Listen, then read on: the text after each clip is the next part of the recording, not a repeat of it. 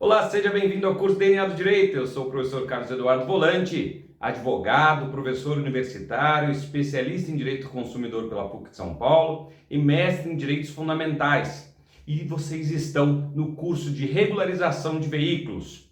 Esse curso é dividido em 4 blocos. O primeiro bloco é uma análise de documentos na hora de comprar o veículo. No segundo bloco, nós vamos analisar os veículos que estão sem documentação e como é possível regularizar isso por meio da uso capião.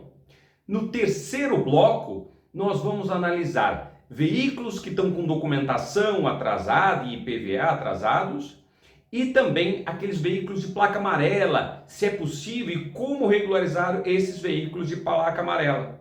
E por fim, no quarto e último bloco, vocês terão aula com o professor Ricardo Andreucci, procurador de Justiça do Ministério Público do Estado de São Paulo, em que ele vai explicar alguns crimes relacionados à transferência de veículos. Nesse primeiro módulo, nós vamos analisar a documentação do veículo na hora da compra. Existem situações em que não vale a pena comprar esse veículo e se ainda assim decidir comprar esse veículo, quais as preocupações, quais os procedimentos que vocês devem adotar. Existem 7 etapas que nós vamos dividir aqui para analisar esses documentos na hora de adquirir um veículo. A primeira etapa é uma entrevista. Você vai conversar com o atual proprietário ou possuidor do veículo e, a partir desta conversa e obtendo pelo menos o número da placa do veículo, tudo bem, nesse primeiro momento talvez ele não queira dar muitas informações, o número de Renavan, o chassi e outros dados dele pessoais, mas pelo menos a placa vocês precisam ter nesse momento. Eu sei que alguns anúncios não colocam a placa, mas no momento que você entrar em contato com esse vendedor, pelo menos esse dado você tem que ter para fazer uma análise prévia. E é nessa entrevista que você vai obter algumas informações, além do número da placa, que vão te ajudar a decidir se vale a pena ou não adquirir esse veículo. E não se emocionem, eu sei que adquirir um veículo antigo é desejo de muitas pessoas, é o sonho de muitas pessoas. Mas lembrem-se, essa decisão tem que ser racional e não só emocional. Porque se você adquirir um veículo que seja difícil de regularizar ou às vezes até impossível, isso pode virar um grande pesadelo, além do desperdício de recursos que vocês vão ter não só para adquirir esse veículo, mas para tentar regularizar. Então, tentem agir de forma racional nesse momento da compra. Não tentem usar apenas a emoção. Não, mas eu queria esse veículo porque era igual ao do meu pai. Olha, nós estamos falando da maior parte dos veículos antigos, existem inúmeros. Se você pensar, por exemplo, num Fusca, existem inúmeros outros Fuscas que você pode buscar no mercado, uma Brasília. É verdade que alguns poucos veículos são tão raros que pode até valer a pena você tentar buscar a regularização desse veículo. Mas, então, se for possível encontrar um outro veículo, continuem procurando, e a procura não é 1 mês, 2 meses, às vezes leva meses, até anos para encontrar o veículo ideal. E se esse veículo que você está olhando não está com a documentação correta, talvez valha a pena já buscar um outro. E o que eu chamo de documentação que não está correta. Bom, vamos para o slide. Bom, então existem 4 situações principais em que você deve desconsiderar esse veículo nessa primeira entrevista. Primeiro é quando o documento está em nome de desconhecido ou recibo em branco. Para compra de veículo antigo é muito comum essa situação. O vendedor fala, não, olha, estou com recibo em branco aqui. Não está em nome dele, não é ele o proprietário. Ele adquiriu isso e foi passando de mãos em mãos até chegar nele. Mas você não sabe quem é o verdadeiro proprietário ali. Mas é possível regularizar isso? Até eventualmente numa ação de usucapião ou de alguma outra forma, buscando esse verdadeiro proprietário. Mas isso implica em custos e tempo. E às vezes não vai valer a pena. Se você pagar 5, 10 mil reais num carro, talvez não valha a pena, porque os custos que você vai ter vai valer mais do que isso. Então é melhor buscar outro carro em que a pessoa esteja com documento em nome dela e não um recibo em branco ou em nome de terceiro. Uma segunda situação é de dupla transferência ou por procuração. Então, a pessoa tem o recibo assinado, mas não passou para ela e fez um novo contrato passando para uma outra pessoa que é esse vendedor. Mas se você for lá no Detran, não está em nome dele. Olha, cuidado com isso, e também por procuração, que também é muito comum. Isso é complicado e às vezes pode não conseguir regularizar ou, novamente, tornar muito custoso o processo. A gente vai falar mais para frente sobre procuração, mas é muito perigoso você fazer transferências por procuração. Imagine que a pessoa transfira de procuração para outra para depois transferir o veículo. Se esse veículo se acidentar, quem vai responder é aquele proprietário. Então, não deem procurações e não comprem veículos por meio de procuração. Isso é arriscado, a não ser que seja, por exemplo, você deu procuração para o seu pai comprar lá para você, aí é uma diferença, né? Mas esses que você não sabe quem deu a procuração, quem é o procurador, olha, muito cuidado, isso pode dificultar muito. Então, é uma segunda coisa que vocês devem evitar, comprar veículos nessa situação. A terceira são veículos com placa amarela. Eu falei que a gente vai ter um módulo só para analisar. Mas eu volto a repetir, isso é difícil, é custoso e para muitos veículos pode não valer a pena a regularização, ainda que seja possível. Porque dependendo do valor do veículo, só o que você vai gastar de documentação, de advogado, de despachante, pode valer muito mais que o carro. Então é mais fácil procurar um outro veículo que seja economicamente mais viável. Novamente, se for um carro, um Dodge, um carro que hoje tem valor alto de mercado, tudo bem, gastar 10, 20, 30 mil num processo para um carro que vai valer 200 mil, pode compensar. Mas para outros carros de menores valores, não compensa. Então, evitem comprar o carro de placa amarela. Se comprar, mas tomando essa decisão consciente, nós vamos ter um bloco só para analisar isso. E por último, evitem comprar veículos com atraso de licenciamento e de PVA. Também é possível regularizar isso, mas às vezes os valores que tem de débitos são tão altos que não compensa essa regularização. E aí é mais um problema para você resolver. Então, evitem esse tipo de situação. Se possível, adquiram veículos que estejam, então, licenciados naquele ano, em nome do proprietário, sem dupla transferência, sem procuração, sem placa amarela, eventualmente até com a placa já Mercosul. Isso vai evitar muita dor de cabeça. Passamos essa primeira etapa da entrevista, falamos com o vendedor, obtivemos essas informações, se o veículo tem placa amarela, se a documentação está em nome do proprietário, se não está com dupla transferência, se não tem atraso de licenciamento. Legal, vamos para a segunda etapa agora, que é do Cinesp Cidadão. Lembra que eu falei que apenas nesse início a placa já bastava? Então, é nesse momento que a gente vai utilizar o número da placa. Existe um sistema que é o Cinesp.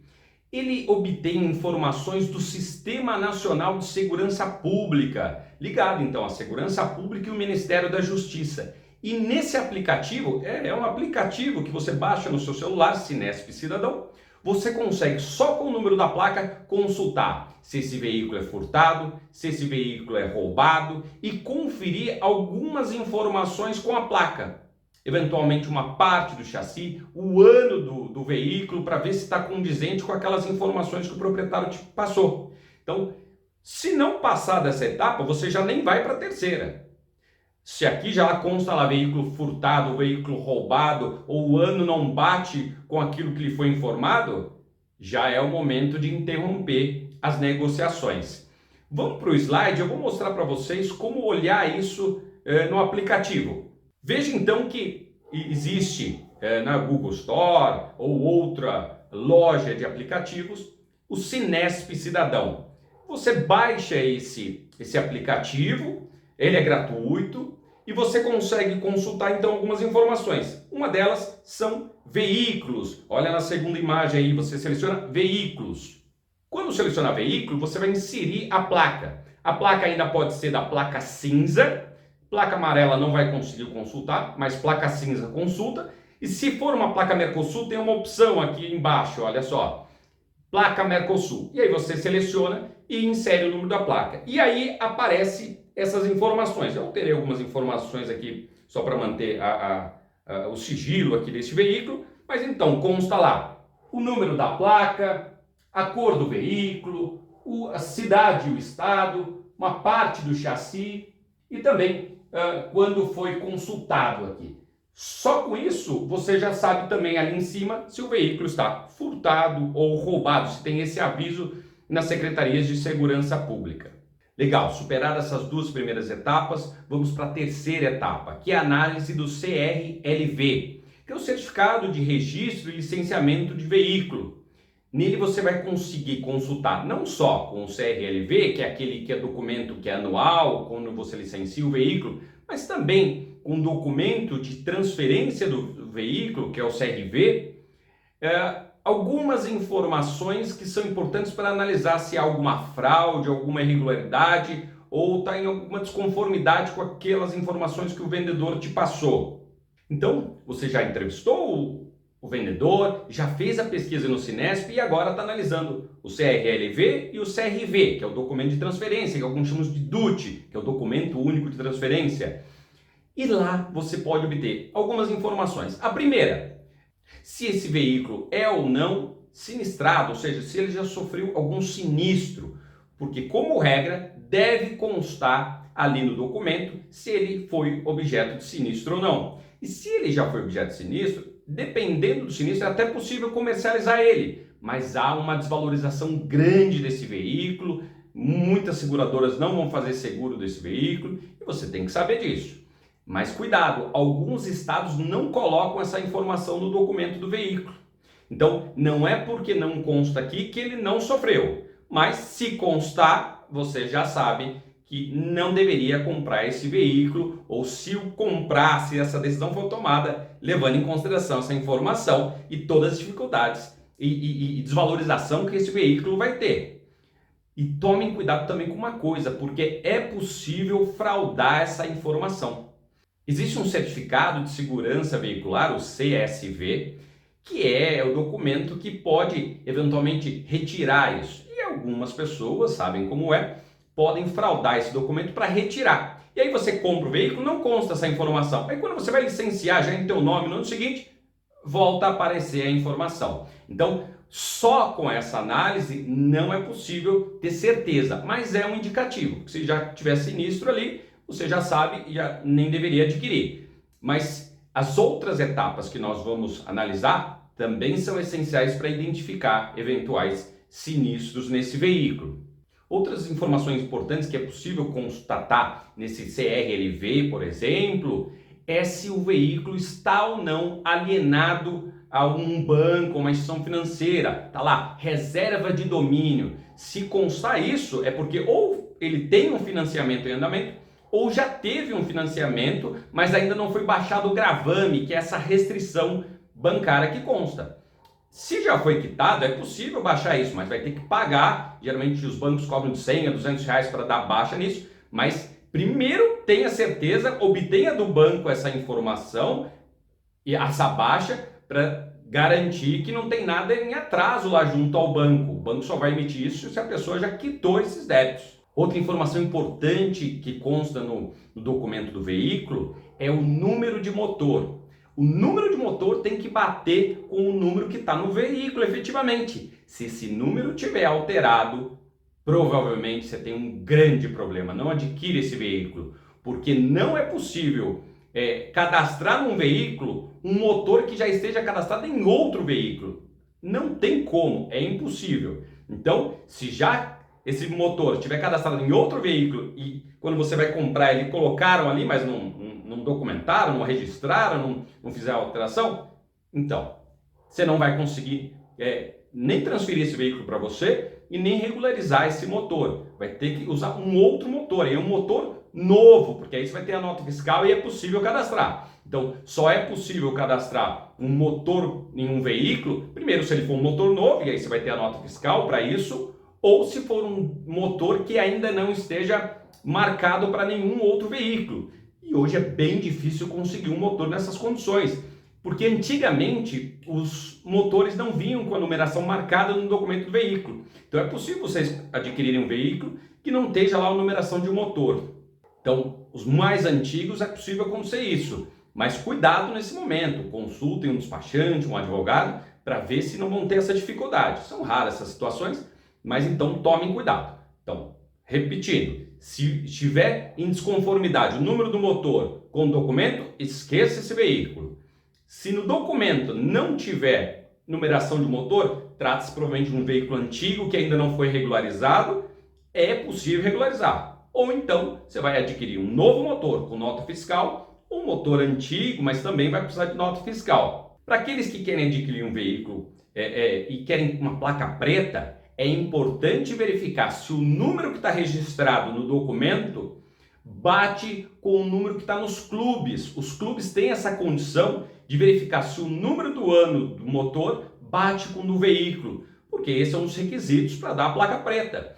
Então, pode ser que a pessoa tenha colocado um outro motor ali em algum momento, esteja regular, o veículo está correto. Foi lá, comprou um motor novo e colocou naquele veículo, está tudo certinho na documentação. Mas isso pode ser um impeditivo para certos clubes concederem a placa preta. Então, antes de verificar, de comprar, verifiquem se o seu objetivo é a placa preta, se não vai ter nenhuma dificuldade com a numeração do motor, em conformidade com o ano, modelo do veículo. Outra dica importante é se no CRV constar lá, e vai constar, uma data, a data de expedição do documento.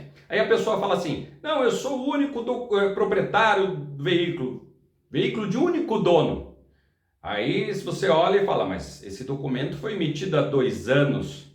Se ele foi emitido há 2 anos e você tem esse carro, sei lá, 10 anos, por que você emitiu um novo documento? Porque, lembra-se, o CRV ele é emitido quando você compra o veículo e não tem mais uma nova emissão. Diferente do outro documento, que é anual, do licenciamento. Aquele documento de transferência do veículo, que a gente chama de DUT, ele é emitido uma vez. Só uma exceção, se ele pedir uma segunda via, se ele perdeu o documento, mas aí ele vai ter que justificar. Mas se a data, então, não bater com a data do modelo, do ano do veículo, é uma coisa para ficar atento. Essa desconformidade de datas pode indicar que ele não foi o único dono. Cuidado também quando consta lá o nome do proprietário anterior, um banco, uma instituição financeira. Isso pode significar que o carro foi leiloado em algum momento. Então, se ele foi leiloado, isso tem uma desvalorização muito grande do veículo. Então, mesmo que ele possa ser comercializado, porque era um leilão de banco, esse tipo de coisa, há uma desvalorização. As pessoas não fazem diferenciação se foi leiloado de Detran, de banco. Esse é um histórico que vai marcar o veículo. E isso desvaloriza bastante o veículo, 30%, 40% do valor do veículo. Então você pode estar comprando por um preço que não vale efetivamente e pode ter dificuldade na hora de venda desse veículo, porque vão consultar esse histórico de que ele já foi leiloado. Então, quando verificar ali, proprietário anterior, um banco, uma instituição financeira, cuidado, tenha certeza de que ele não foi leiloado. A única hipótese dele não ter sido leiloado é se ele já foi de um banco efetivamente, porque o banco deu lá para o seu diretor usar, ou então um veículo de leasing. Mas se constar essa informação, fiquem atentos a isso, se ele foi ou não leiloado. Lembrando apenas que os veículos, mesmo antigos, mas que já estão com a placa Mercosul, eles possuem o CRLV digital agora. É possível consultar, o proprietário pode te mandar esse documento, mas não é aquele documento verde em papel moeda como antigamente.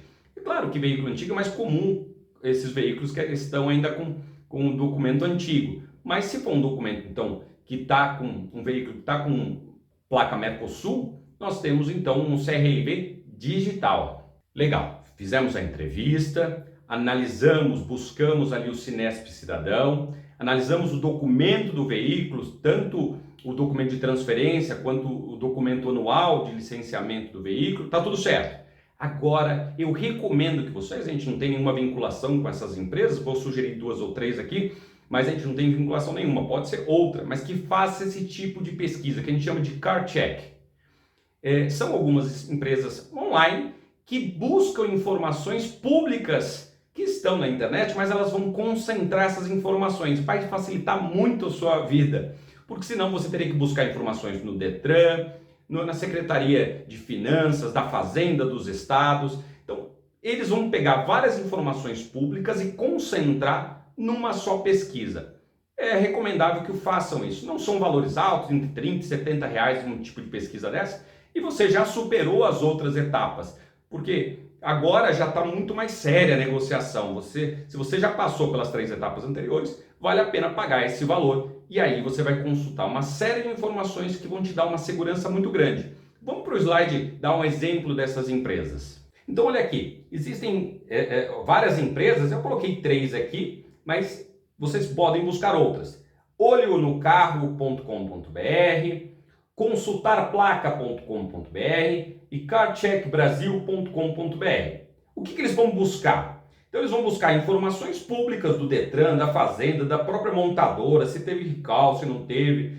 Então eles vão buscar muitas informações. Se o chassi já foi remarcado, o que é um problema, porque desvaloriza muito o veículo. Se tem restrições judiciais, se numa ação existe uma busca e apreensão desse veículo, alguma coisa relacionada a estelionato, furto, roubo, multas que estão pendentes desse veículo, se ele já foi ou não leiloado, que nós já falamos que influencia no valor do veículo, se ele já tem sinistro, batidas, histórico de furto ou roubo, se ele é aceito para comercialização e seguro.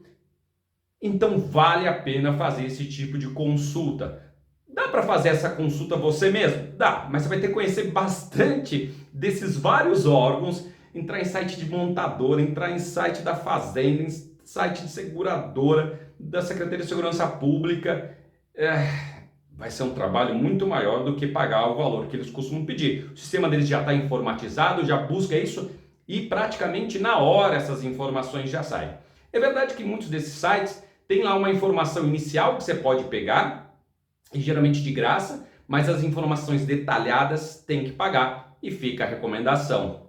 Só uma dica, quando você fizer esse car check, ali aparecem as multas, mas pode ser que a pessoa tenha recorrido das multas e aí a exigibilidade dessas multas é suspensa, ou seja, elas não vão aparecer ali. Então se a pessoa recorreu das multas, elas podem não aparecer dali e é um problema, porque você vai adquirir e se ele perder esse recurso dele, a multa volta a aparecer. Então, muitas vezes, para veículos de alto valor, é interessante fazer um contrato com esse proprietário, não só para encher o DUT, que é o documento para transferência efetivamente, mas fazer um contrato particular de compra e venda desse veículo e constar que é obrigação dele pagar esses débitos se eles aparecerem. Então, várias cláusulas podem ser inseridas nesse contrato e uma dessa é relativa às multas. Se multas anteriores à transferência aparecerem, você vai poder cobrar dele, eventualmente até no juizado especial, que o pessoal chamava antigamente de pequenas causas,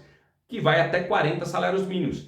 E até 20 salários mínimos não precisa nem de advogado para entrar no juizado especial. Você pode ir direto no juizado especial, até 20 salários mínimos, e entrar com essa ação de cobrança contra a pessoa. Ainda dentro do car check, dessa etapa, tem uma coisa que poucos fazem, mas poucos mesmos, mas eu recomendo fortemente que vocês façam, que pode não aparecer ali naquela pesquisa com essas empresas especializadas, que é a pesquisa no Tribunal de Justiça do Estado onde você está comprando esse veículo, onde o veículo está registrado, no Tribunal Regional do Trabalho e na Justiça Federal. Eu já tive no meu escritório várias situações dessa. A pessoa compra um veículo, consulta, não tem nenhuma restrição, está tudo certo, nem restrição judicial, nada. Passa um ano, aparece um bloqueio no veículo. Por quê? Porque o antigo proprietário tinha dívidas trabalhistas, por exemplo.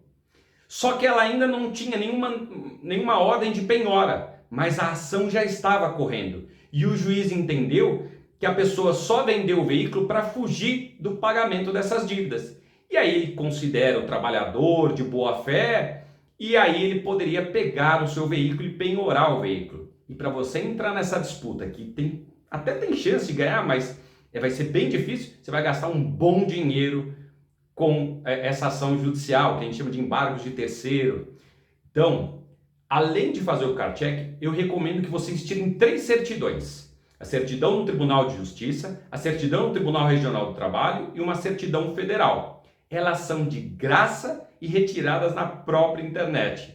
A maior parte sai, inclusive, na hora. Então não tem por que não tirar. Essas certidões são muito comuns tirar quando compra imóvel, exatamente para evitar esses mesmos problemas que eu falei. Mas se é para imóvel é importante, para veículo também deveria ser.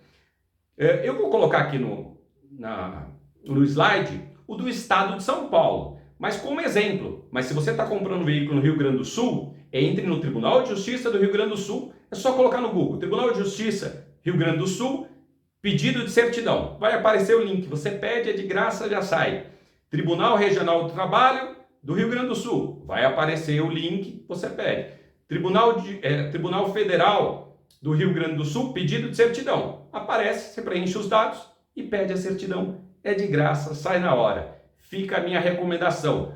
Se a pessoa tem muitas ações, puxa, não vale a pena. Se aparecer uma ou outra, é bom consultar um advogado para ver se existe o risco depois de aparecer uma penhora nesse veículo. Chegamos na quinta etapa, é a hora da vistoria do veículo. Passou pelas 4 etapas anteriores, vai levar o veículo numa empresa especializada e autorizada pelo Detran para vistoriar esse veículo. E existem 2 tipos de vistoria, uma vistoria cautelar e a de transferência. As pessoas costumam conhecer só a de transferência, mas a transferência você já está transferindo o veículo para o teu nome.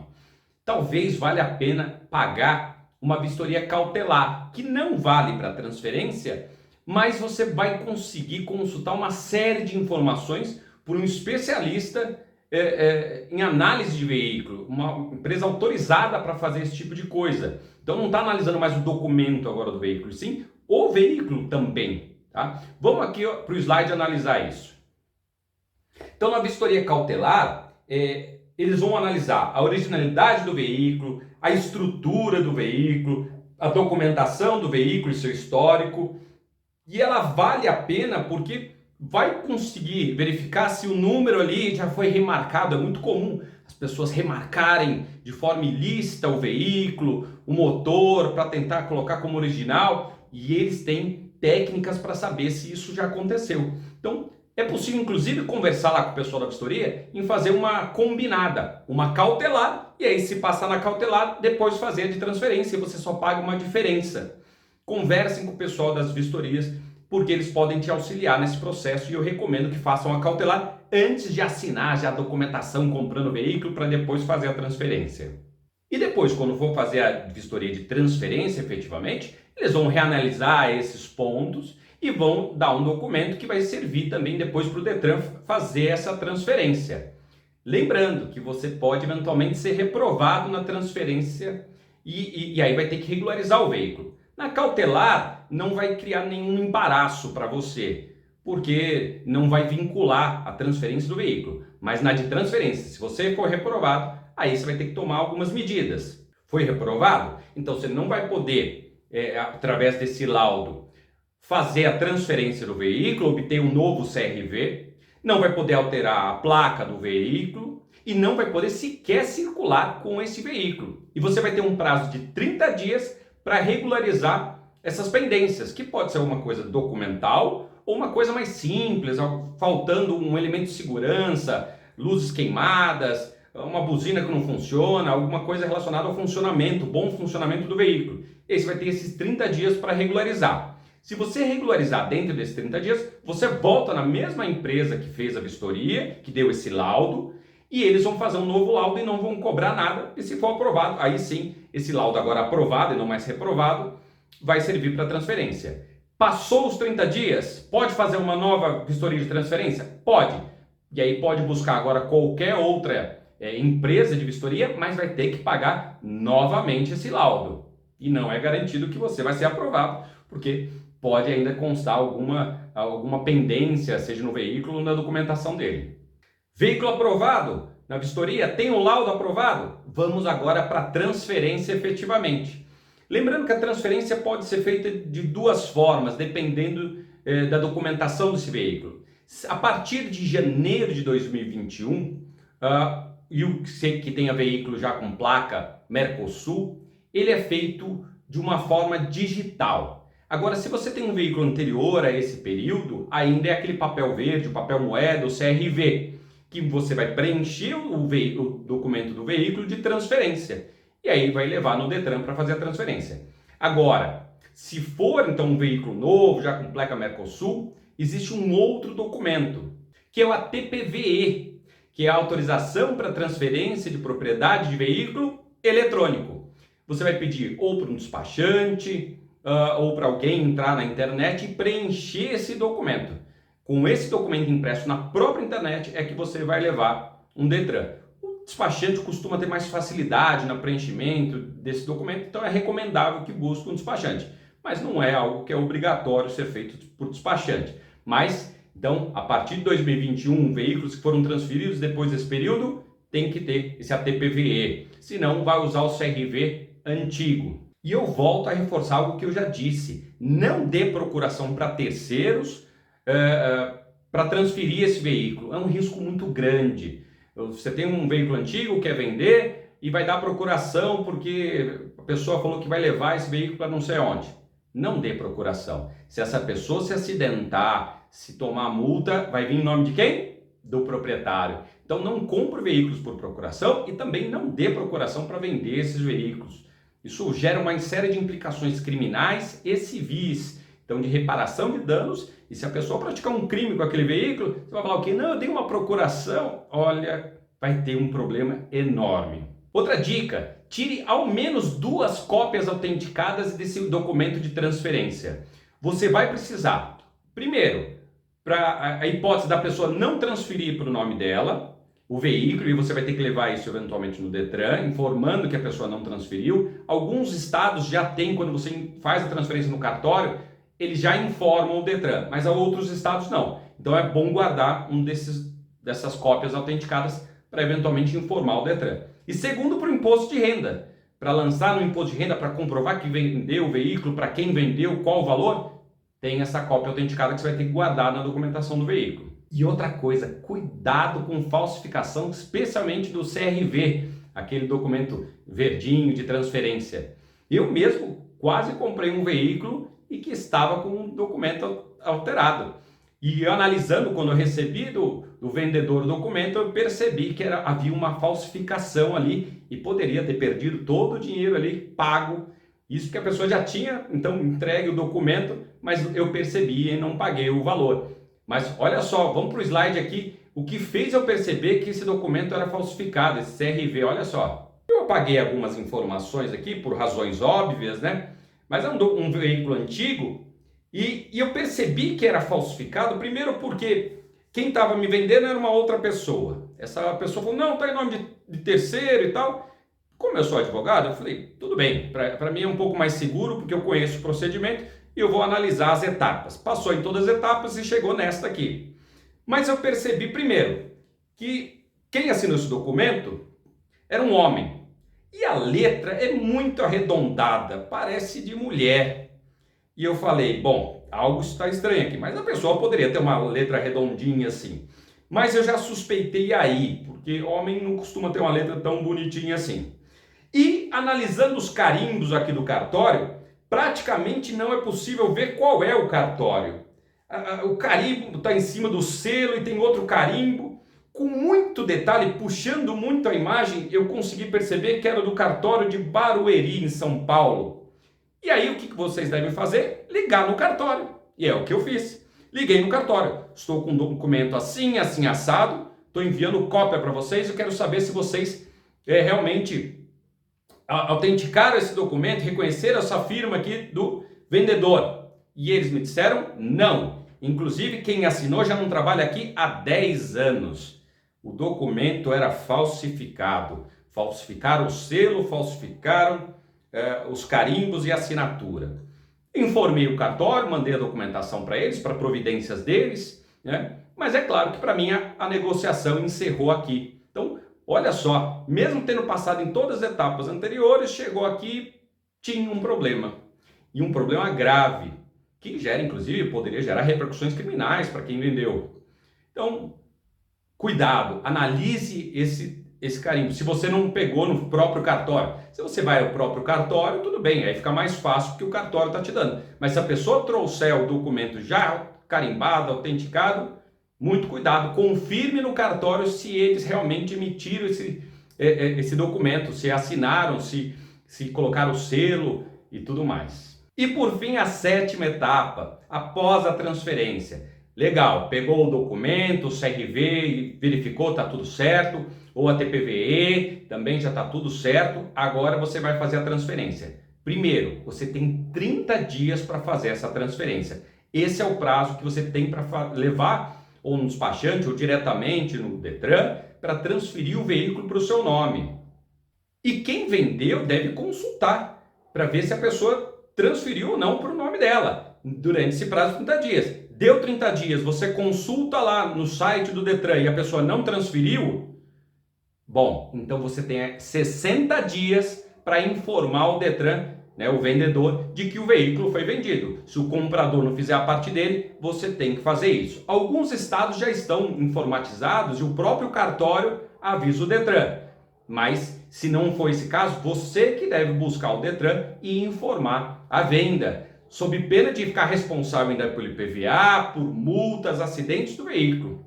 Para ilustrar o que a lei diz a respeito, olhem o Código de Trânsito Brasileiro no artigo 233.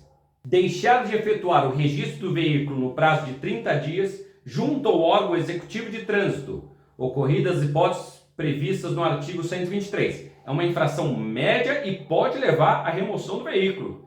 Então, se o vendedor não fizer a informação lá para o Detran, o veículo não vai ser removido. Mas se ele informar para o Detran e a pessoa continua circulando com esse veículo, ele pode ir para o pátio. E aí, uma vez que tem esse bloqueio administrativo no Detran, porque você informou que a pessoa ainda não transferiu para o nome dela, o veículo pode ir para o pátio e você também pode entrar eventualmente com alguma ação de busca e apreensão do veículo.